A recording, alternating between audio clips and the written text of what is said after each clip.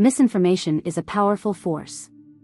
It divides families, destroys trust, and sometimes prevents the truth from reaching those who need it most.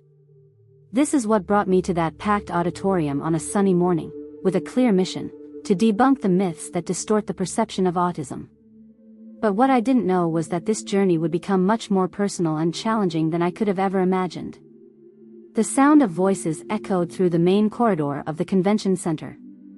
It was a whirlwind of fervent discussions, timid hopes, and, unfortunately, dangerous ideas. As I walked toward the auditorium, I overheard a father excitedly speaking about a new miracle therapy for autism. They say it improves interaction in weeks. The therapist said we need to start as soon as possible. Another voice responded, more skeptical but still curious: is it safe? We've heard so many promises before. These conversations weren't new to me, but they hit me as a constant reminder of why I was there. For many parents, the autism diagnosis came with fear, confusion, and a desperate search for solutions. I knew my task wasn't just to inform, but also to guide. The auditorium was almost full when I entered. The fluorescent lights illuminated the rows of chairs arranged in a semicircle. The energy in the room was palpable, a mix of anxiety and curiosity. On stage, my slides were ready, displaying the title of my talk, Autism: Separating Fact from Fiction. As I stepped onto the stage, I noticed a woman in the third row who seemed restless. She kept adjusting her hair and held a notebook as if it were a shield. That kind of nervous expression was familiar to me. She was there seeking something, maybe answers, maybe hope. "Good morning, everyone," I began, smiling at the crowd. "Today, I want to talk to you about what autism is, and what it is not. We'll explore the facts, debunk the myths, and, hopefully, help build a clearer and truer understanding." I started by explaining how autism is a spectrum, varying widely among individuals. I used graphs, data from recent studies, and personal stories to illustrate the points. Some nodded in agreement, while others seemed cautious, slowly absorbing what I was saying. When I began addressing the most common myths, the woman in the third row raised her hand. "Dr. Carter, with all due respect, how do you explain the link between vaccines and the rise in autism? I've read about this, and it seems like so many people believe it." The question hung in the air. Other heads turned toward me, waiting for my response. I took a deep breath. "I understand why you're concerned. This myth originated from a fraudulent study many years ago, but it has been widely debunked by serious scientific research. There is no reliable evidence linking vaccines to autism. Global studies with millions of participants have confirmed that vaccines are safe." The woman frowned, clearly still skeptical. "But what about the parents who report changes in their children right after vaccination? Doesn't that count as evidence?" "Personal accounts are important," I responded gently. "But they are not enough to replace controlled studies. What seems like a connection may be a coincidence. It's important to remember that autism manifests around the same age as childhood vaccinations. That doesn't mean one causes the other." The woman remained silent, but her expression indicated that she was thinking. That was enough for me at that moment. After the lecture, while I was packing my materials on stage, I heard footsteps approaching. It was the woman from the third row. "I'm Linda Monroe," she said, extending her hand. "Thank you for answering my question. But to be honest, I'm still not convinced. It's hard to ignore so many stories from other parents." Her frustration was palpable, but it was also a sign that she wanted to understand. "Linda, I appreciate you raising that question.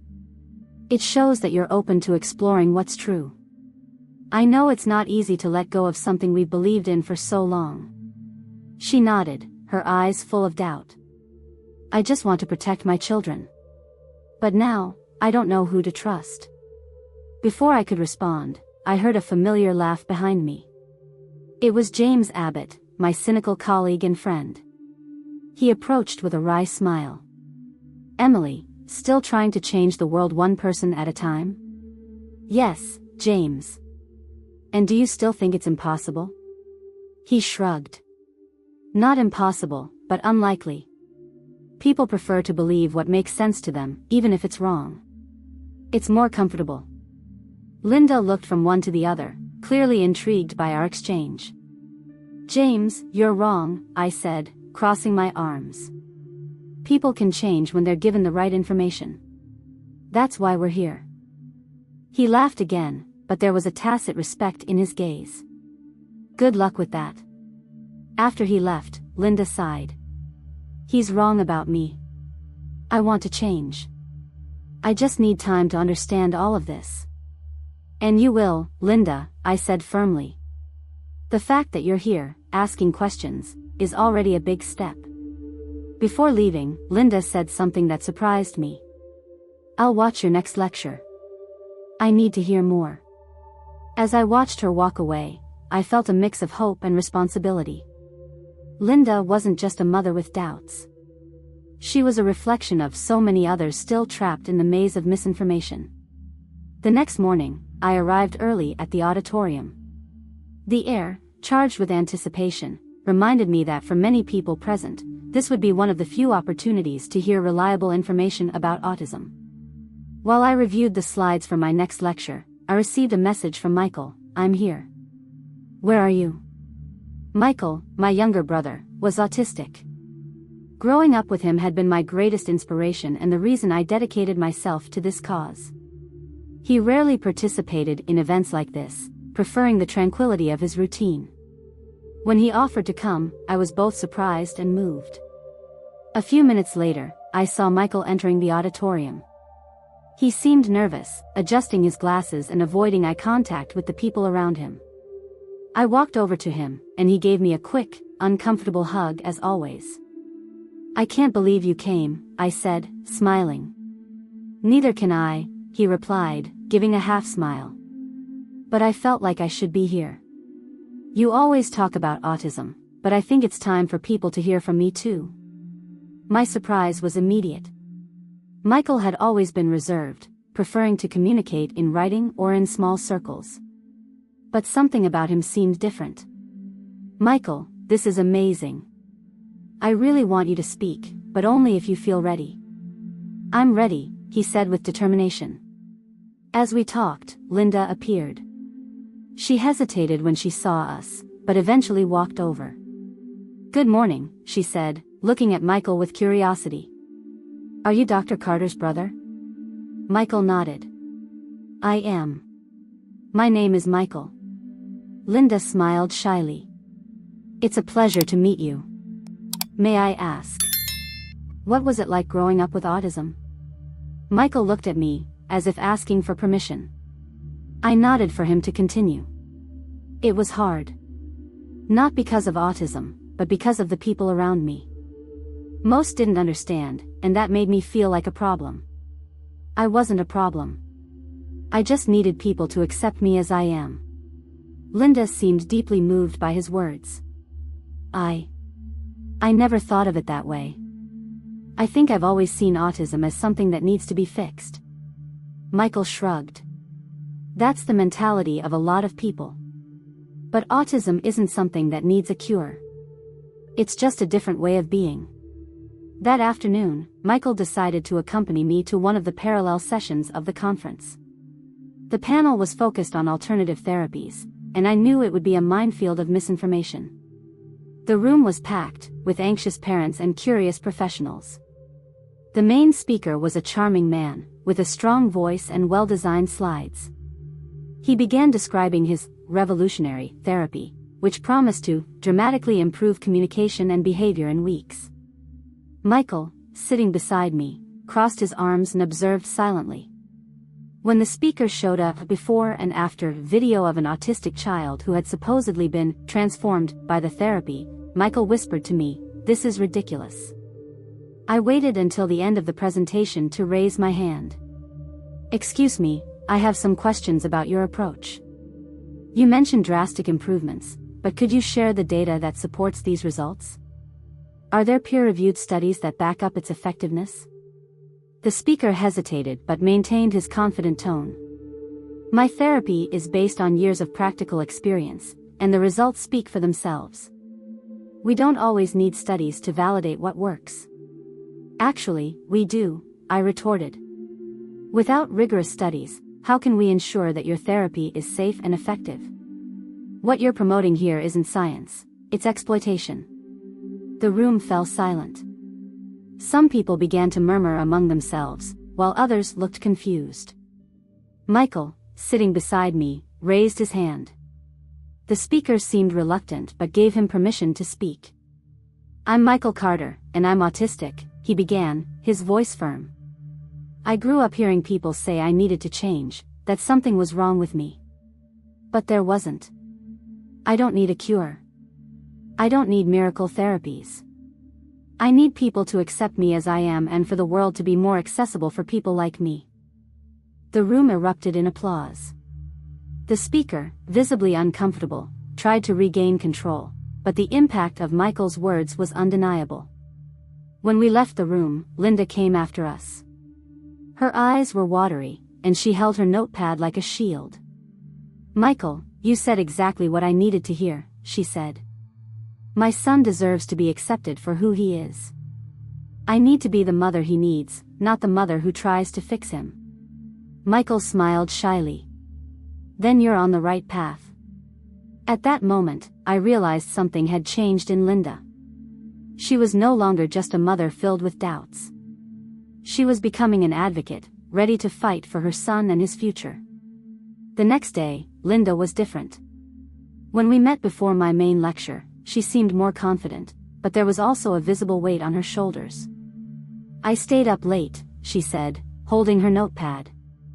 I researched everything about those alternative therapies I saw yesterday. You were right. There's no real evidence they work. Some of these companies have been sued for deceptive practices. And how do you feel about that? I asked, knowing that this was a more complex question than it seemed. Angry. Very angry. Not just at these companies, but at myself. How could I have believed all of that? I invested money, time, and hope, and now I see I was deceived. I touched her arm gently. Linda, this isn't your fault. These myths are designed to deceive, especially parents who only want the best for their children. The important thing is what you do now with this new understanding. She took a deep breath, as if reorganizing her emotions. I want to help other parents. I want them to know the truth before they make the same mistakes. You can do that, Linda.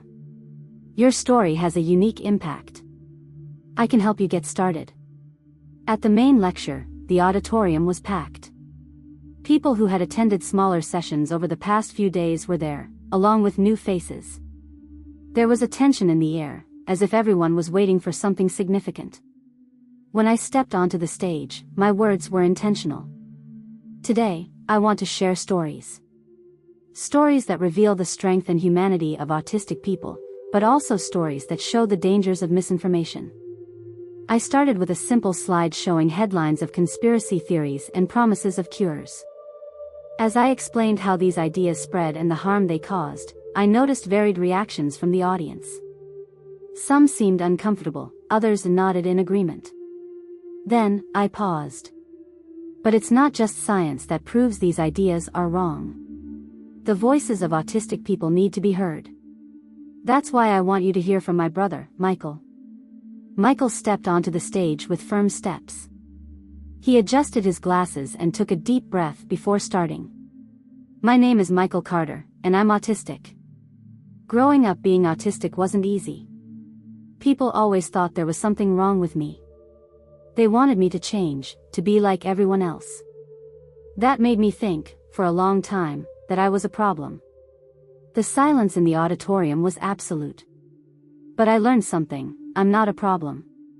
The problem is how the world sees people like me. I don't need a cure. I need understanding.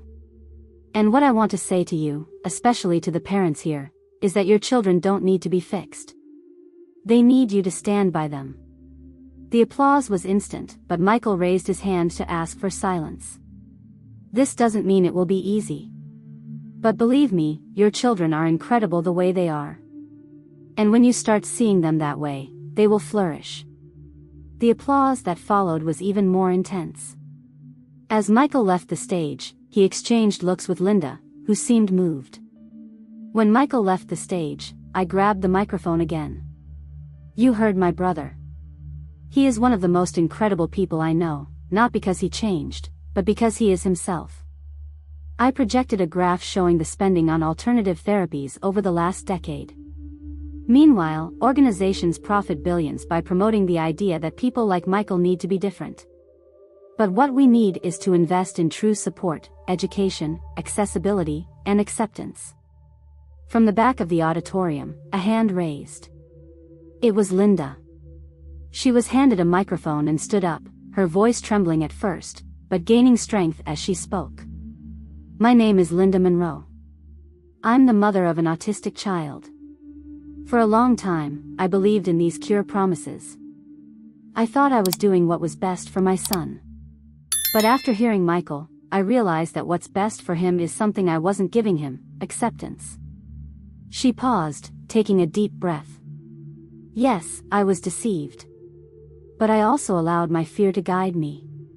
Today, I want to change that. I want to be a mother who sees my son for who he is, not for what the world expects him to be." The applause was even louder than before, and Linda, visibly moved, sat down again. That moment was the emotional climax of the entire event. Michael and Linda's words had disarmed skepticism and created a real connection with the people in the room. After the lecture, I was surrounded by people wanting to ask questions, thank me, or share their stories. But among all these interactions, it was Linda who left the biggest impression on me. "Thank you, Emily. And tell Michael he inspired me in a way no one ever has." "I will, but he already knows. You've inspired him too." After the lecture ended, the auditorium slowly emptied. Still, some people remained, forming small groups and discussing excitedly. Michael and I were sitting in one of the front rows, absorbing the impact of the moment.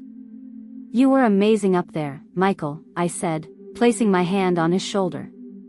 He gave a shy smile. "Thanks.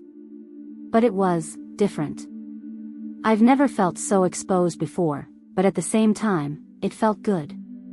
I think I needed it as much as they needed to hear it."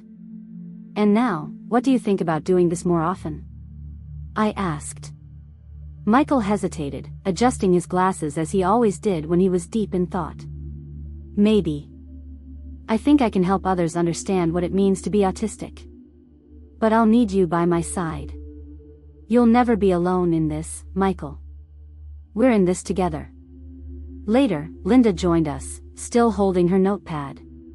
She looked different, as though the anguish she had carried for days had been replaced with renewed determination.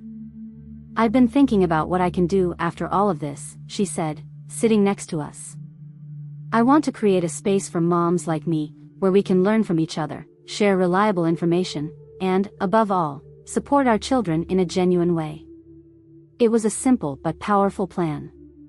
Linda wanted to turn her experience into something positive, something that could impact other families. "That's an incredible idea, Linda," I said, genuinely impressed. "And you're not alone. I can help you find resources and connect you with experts. This is the kind of change that starts locally but can spread much further." She smiled, and for the first time since we'd met, she seemed completely confident. "Thank you, Emily. I never would have come this far without you and Michael." "You would have made it, too," Michael said, with a small smile. "You just needed a push." That night, I received a message from an international autism support organization. They had heard about my lecture and were interested in inviting me to lead a series of global conferences. As I read the proposal, I felt a mix of excitement and hesitation. It was an incredible opportunity, but also a huge responsibility. I told Michael about the message as we were heading back to the hotel. He listened in silence, with the same careful attention as always. "So, are you going to accept it?" he asked. "I don't know, Michael. It seems like such a big thing. I'm not sure if I'm ready." Michael smiled, that smile that was both shy and full of certainty. "Emily, you're already doing this. And if you don't accept it, Who will? That's a good question, I said, sighing. But it would be a lot to handle on my own. Then don't do it alone. I'll go with you. I was surprised. Michael had always been reserved, and the idea of traveling the world, speaking to large audiences, seemed far from who he was. Are you serious?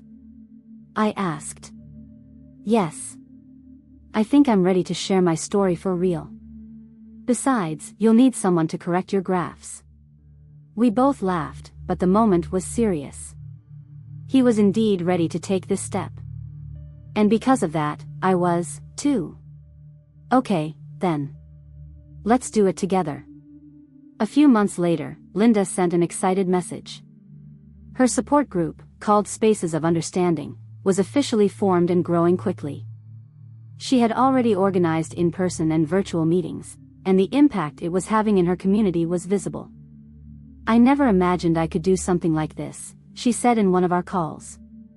But now I realize I wasn't just helping my son, I'm helping all of us.